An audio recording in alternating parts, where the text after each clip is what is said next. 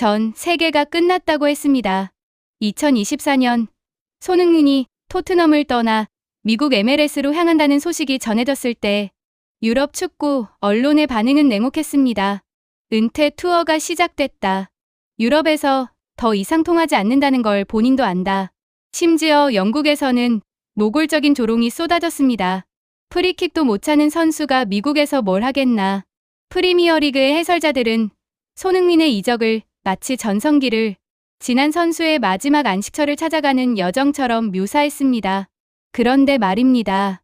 바로 그 미국 땅에서 7만 5천 관중이 꽉 들어찬 경기장에서 축구 역사상 가장 위대한 선수라 불리는 리오넬 메시가 분노를 참지 못해 폭발하는 사건이 벌어졌습니다. 그리고 그 분노의 원인은 다름 아닌 손흥민이었습니다.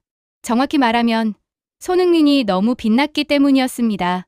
상대팀, 그러니까 메시의 팀 인터 마이애미 수비수가 경기가 한창 진행되고 있는 도중에 손흥민에게 달려가 유니폼을 달라고 두 손을 모아 빌었습니다. 프로 정규 리그 경기 중에 상대 선수에게 펜질을 한 겁니다. 결과는 3대0 LAFC의 완승이었고 메시는 경기 내내 존재감을 드러내지 못했습니다. 끝났다고 했던 선수가 세계 최고라 불리는 선수의 자존심을 박살낸 겁니다. 오늘 이 이야기를 제대로 파헤쳐 보겠습니다. 먼저 냉정하게 현실을 짚고 넘어가겠습니다. MLS, 미국 프로 축구 리그의 위상은 솔직히 유럽 5대 리그와 비교할 수준이 아닙니다. 프리미어리그, 라리가, 분데스리가, 세리에 A, 리그 1점, 이 리그들이 미슐랭 3성 레스토랑이라면 MLS는 아직 미슐랭 별을 받기 위해 도전하는 단계의 레스토랑입니다. 재료의 질이 다릅니다. 셰프의 경험치가 다릅니다. 그래서 유럽의 전성기 지난 스타들이 MLS로 올 때 사람들은 이렇게 말합니다. 은퇴 리그로 갔구나. 메시가 2023년 인터 마이애미로 갔을 때도 비슷한 이야기가 있었지만 메시에게는 하나의 방패가 있었습니다. 바로 역대 최고 선수라는 타이틀, 발롱도르 8회라는 전대미문의 기록, 그리고 2022 카타르 월드컵 우승이라는 최종 퍼즐 완성. 메시가 MLS에 오자 미국 축구의 관심도, 중계권료, 경기장 관중수 모든 지표가 폭등했습니다. 미국 스포츠 미디어들은 메시를 미국 축구의 구세주로 대서특필했습니다. 반면 손흥민은 어떤 상태로 미국에 왔는가? 영국 토트넘에서의 마지막 시즌들을 돌이켜보면 솔직히 암울했습니다. 팀은 무너지고 있었습니다. 감독은 계속 바뀌었고 손흥민이 주장 완장을 찾지만 그를 따르는 선수보다 반기를 드는 선수가 더 많아 보였습니다. 영국 언론은 날이 선비평을 쏟아냈습니다. 손흥민은 이제 스피드를 잃었다. 프리킥은 제발 차지 마라. 심지어 인종차별적 야유까지 경기장에서 터져 나왔습니다. 가만히 있는 선수를 못살게 굴었습니다. 여기서 잠깐 생각해 보겠습니다.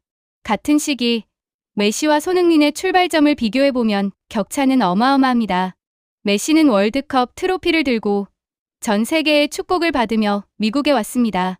손흥민은 팀의 몰락과 영국 언론의 조롱을 뒤로하고 사실상 쫓기듯 미국에 왔습니다. 요리에 비유하자면 메시는 최고급 트러플과 일본산 와규를 들고 새 주방에 입성한 셈이고 손흥민은 냉장고에 남은 재료만 가지고 풀코스를 만들어내야 하는 상황이었던 겁니다. 그런데 결과가 뒤집어졌습니다. 미국 현지 매체 ESPN은 이번 리그스컵 경기 이후 이렇게 평가했습니다. 이전보다 빠르고 자유로운 모습이었다. 동료들에게 훌륭한 패스를 찔러 넣었다. 최소한 이번 경기에서만큼은 경기장에서 메시가 보이지 않았다. 오로지 손흥민만 보였다. 미국 최대 스포츠 방송사가 자국 리그 최고 스타인 메시를 제쳐두고 손흥민 특집 보도를 편성한 겁니다. 이게 단순한 호의가 아닙니다. 시청률이 나오니까 하는 겁니다. 미국 시장이 손흥민의 가치를 데이터로 증명한 순간입니다. 그리고 가장 충격적인 장면이 터졌습니다. 인터 마이애미의 수비수 막시밀리아노 팔콘. 경기가 한창 진행 중인 상황에서 자기 팀 라이벌인 LAFC의 손흥민에게 슬금슬금 다가갔습니다. 왼손으로는 입을 가리고 오른손으로는 자기 유니폼을 흔들며 말했습니다. 경기 끝나고 유니폼 바꿔줄 수 있나요? 두 손을 모아 감사를 표했고 엄지손가락까지 치켜 세웠습니다. 이건 팬이 아니라 프로 선수의 행동입니다. 상대팀 선수입니다. 그리고 그 상대팀에는 리오넬 메시가 있었습니다. 같은 팀에 축구 역사상 가장 위대한 선수가 있는데 경기 중에 상대팀 선수에게 유니폼을 달라고 빈 겁니다. 이 장면 하나가 모든 것을 설명합니다. 여기서부터 본질을 파고들겠습니다. 대체 손흥민이 뭐가 다르길래 미국이라는 새로운 링 위에서 메시를 압도하는 존재감을 보여주는 건지 3가지 키워드로 해부합니다. 첫 번째, 레시피의 차이입니다. 축구 선수의 가치를 요리에 비유해 보겠습니다. 메시는 의심의 여지 없이 최고급 식재료입니다. 그런데 최고급 식재료가 반드시 최고의 요리가 되는 건 아닙니다. AO 등급 와규라도 셰프가 불 조절을 못하면 질긴 고기 덩어리가 됩니다. 메시의 문제는 재료 자체가 아니라 레시피에 있었습니다. 인터 마이애미에서 메시는 남미 출신 선수들과 카르텔을 형성했습니다. 스페인어만 사용하고 미국 문화에 동화되지 않았습니다. 미국 현지 전문가들의 표현을 빌리자면 자신의 언어만 사용하고 미국 축구에 동화되지 않는 모습이었습니다. 최고급 재료가 다른 재료들과 섞이지 않는 겁니다. 트러플이 아무리 비싸도 다른 재료와 조화를 이루지 못하면 그건 요리가 아니라 그냥 비싼 재료 전시입니다. 반면 손흥민은 어떻습니까? LAFC에 도착한 순간부터 완전히 다른 레시피를 썼습니다. 동료가 부상당하면 심판에게 달려가 경기 중단을 요청하고 부상 선수에게 가장 먼저 뛰어갑니다. 원정 경기가 끝나면 소수의 원정 서포터즈에게 끝까지 남아 인사합니다. 라커룸에서는 전술 팁을 나누며 팀워크 응원을 직접 리드합니다. 프리킥으로 데뷔골을 넣고도 세레머니를 하지 않았습니다. 동료들이 달려올 때까지 기다렸다가 함께 환호했습니다. 이건 재료의 차이가 아닙니다. 요리 철학의 차이입니다. 메시의 레시피는 나를 중심으로 모든 것이 돌아가게 하라입니다. 손흥민의 레시피는 내가 다른 재료들의 맛을 끌어올려라입니다. 한식의 본질과 같습니다. 한식에서 가장 중요한 건 비빔입니다. 최고급 재료 하나가 독보적으로 빛나는 게 아니라 나물도 고기도 양념도 밥도 하나로 섞여서 조화를 이루는 그 맛. 손흥민은 한식의 비빔 철학을 축구장에 그대로 가져간 겁니다. 두 번째, 체급 사기입니다.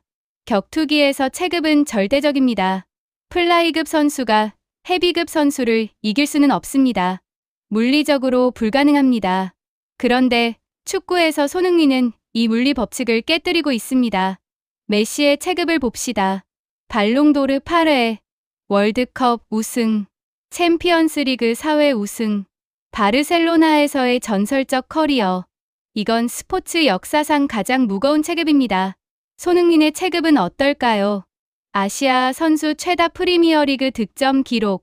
대단한 기록이지만 메시의 이력서와 나란히 놓으면 체급 차이가 확연합니다. 그런데 링 위에 올라가니까 체급이 뒤집어졌습니다. LAFC 홈 경기장 7만 5천 관중 앞에서 메시의 팀은 3대 0으로 무너졌습니다. 경기 내내 손흥민은 활기를 불어넣는 플레이로 공격 포인트의 중심에 섰고 메시는 존재감을 잃었습니다. 미국 방송사들은 메시가 아닌 손흥민을 특집으로 다뤘습니다. 상대팀 선수는 메시가 아닌 손흥민에게 유니폼을 구걸했습니다. 체급으로 따지면 손흥민이 질 수밖에 없는 싸움이었습니다.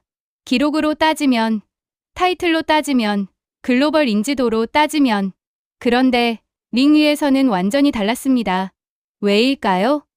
격투기에서 체급을 뒤집는 유일한 방법이 있습니다. 상대보다 압도적으로 빠르거나 상대가 예측하지 못하는 움직임을 하거나 상대의 심리를 무너뜨리는 것. 손흥민은 3가지를 전부 해냈습니다. 유럽에서 잃었다던 스피드를 미국에서 되찾았고 동료들과의 연계로 예측 불가능한 플레이를 만들어냈으며 경기장 안팎에서 보여주는 인성과 리더십으로 상대 선수의 심리마저 흔들어 놓은 겁니다. 경기 중에 유니폼을 달라고 오는 상대 선수. 그건 이미 심리적으로 무릎을 꿇은 겁니다. 세 번째, 여기까지 들으셨다면 이런 생각이 드실 겁니다. 그래서 한국 사람이 뭘 잘했다는 거야? 손흥민 개인이 대단한 거 아니야? 이제부터가 진짜입니다. 손흥민의 리더십, 인성, 동료에 대한 헌신. 이것들이 서양인들에게 충격적이었던 이유가 있습니다.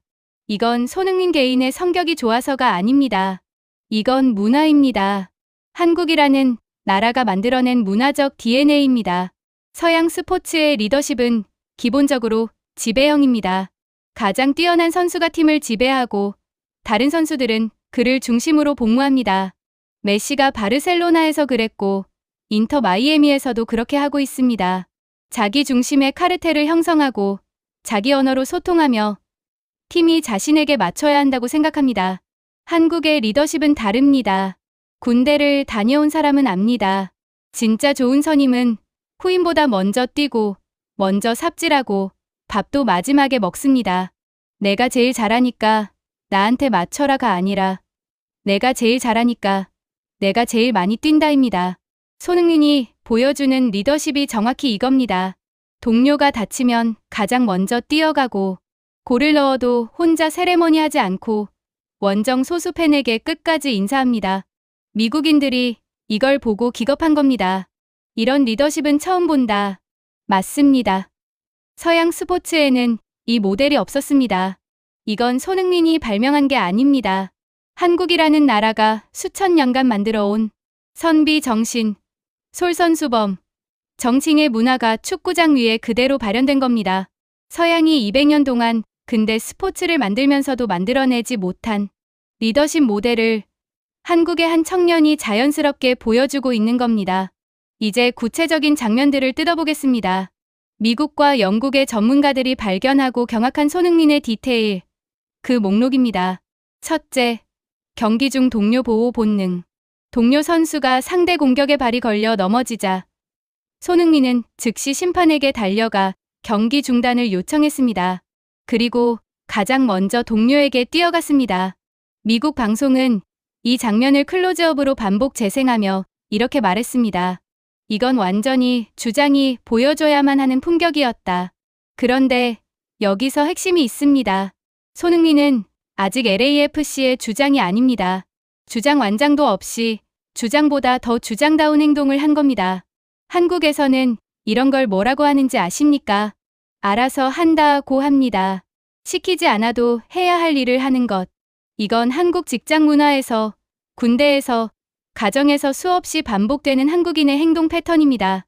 서양인들은 이걸 리더십이라는 거창한 단어로 분석하지만 한국인에게는 그냥 당연한 겁니다. 둘째, 원정 팬 예우. 원정 경기가 끝난 후 대부분의 스타 선수들은 바로 라커룸으로 향합니다. 피곤하니까요.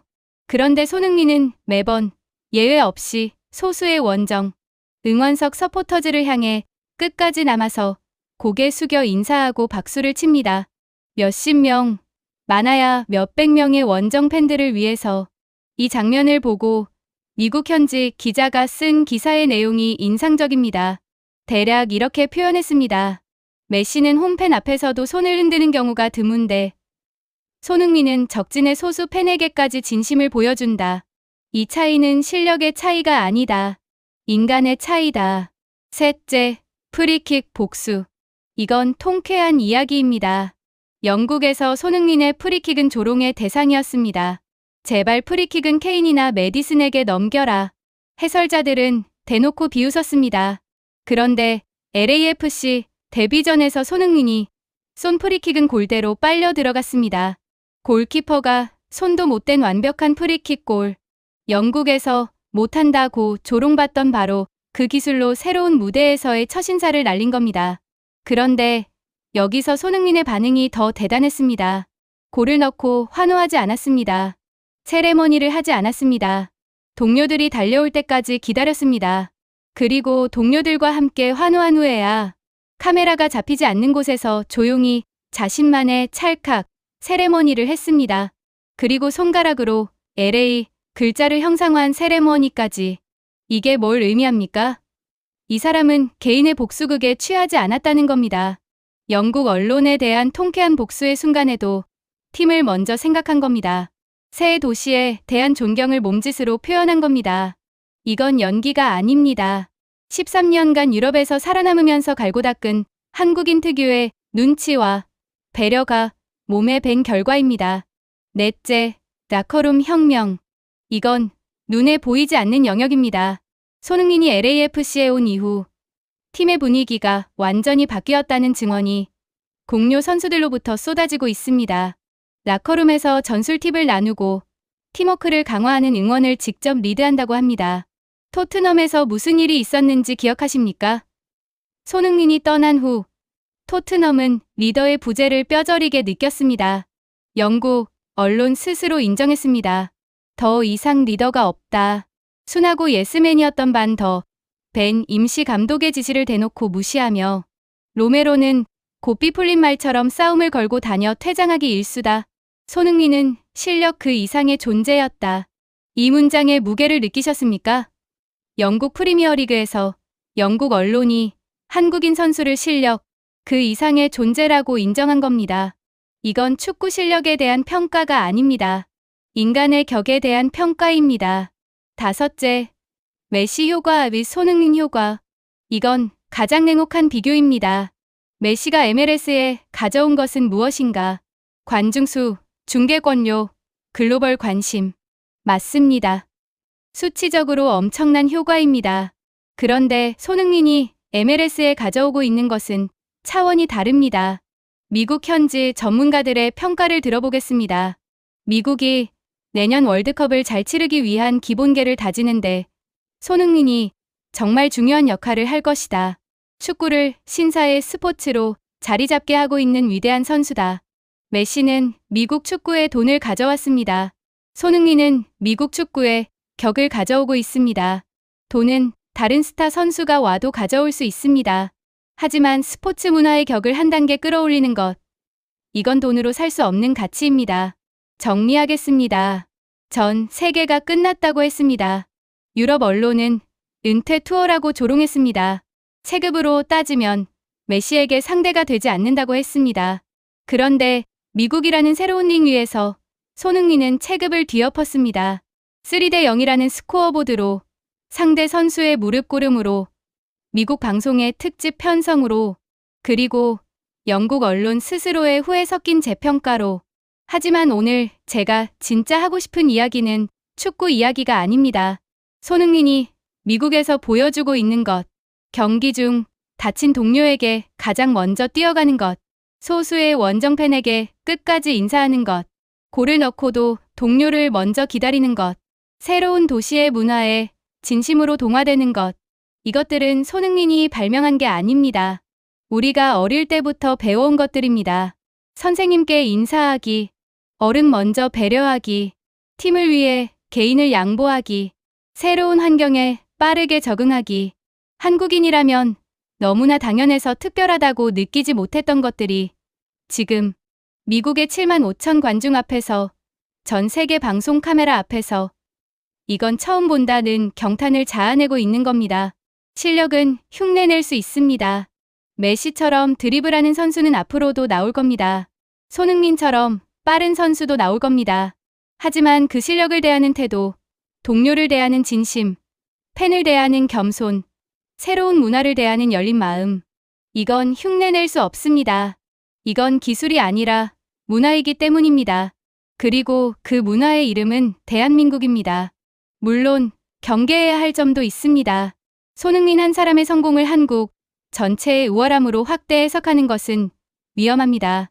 손흥민이 위대한 건 한국인이어서가 아니라 한국인으로서의 가치를 한 번도 타협하지 않았기 때문입니다. 우리가 자랑스러워해야 할 건 손흥민의 골 기록이 아니라 그가 골을 넣고 난 후 보여주는 행동입니다. 그 행동이 우리의 문화에서 나왔다는 것. 그것이 진짜 자랑스러운 겁니다. 손흥민은 지금 미국 축구의 격을 바꾸고 있습니다. 그리고 그건 한국의 격이 세계 무대에서 인정받고 있다는 뜻이기도 합니다. 여러분, 다음에 한국의 이름을 전 세계에 새길 K스포츠의 주인공은 누구라고 생각하시나요? 댓글로 알려주세요. 오늘도 시청해 주셔서 감사합니다.